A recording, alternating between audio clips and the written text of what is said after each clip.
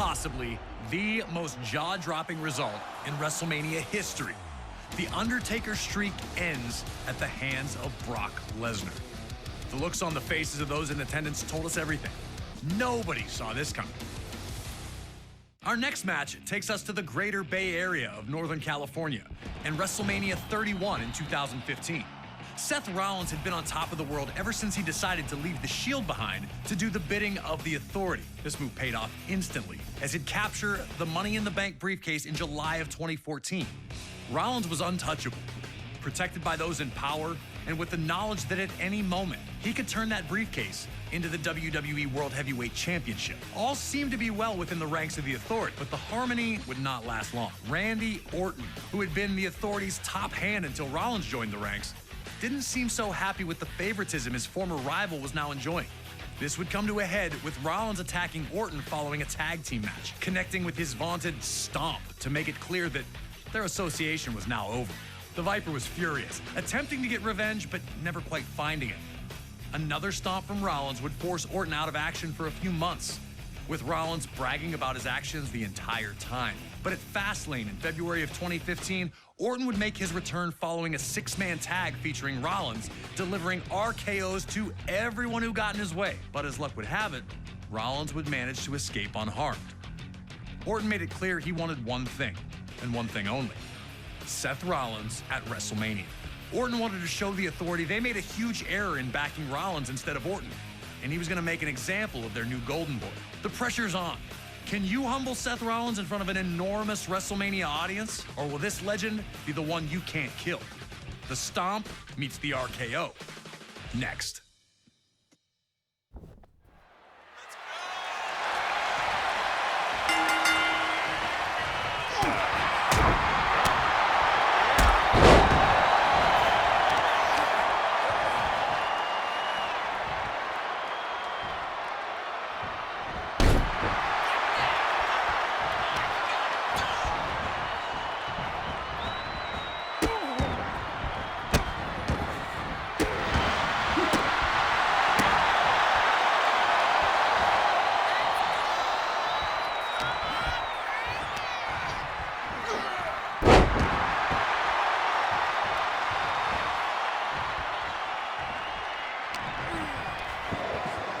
Orton and Rollins struggled.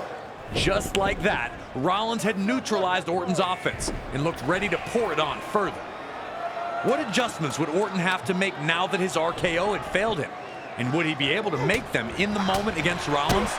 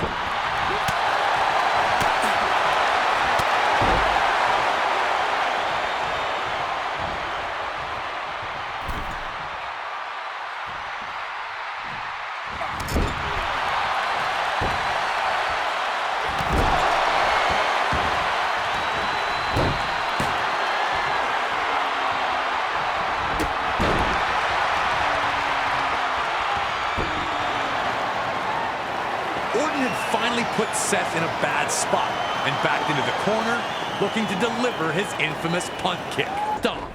The same stomp that had taken Orton out of action for months.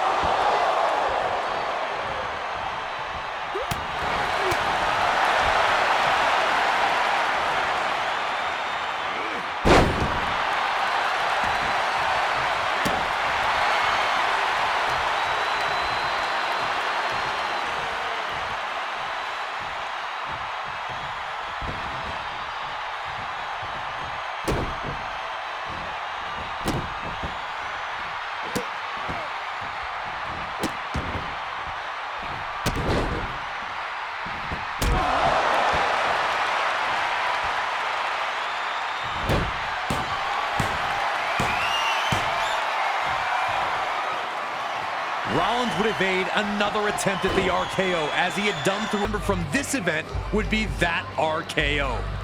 Nothing was going to change what Orton had done to Seth Rollins.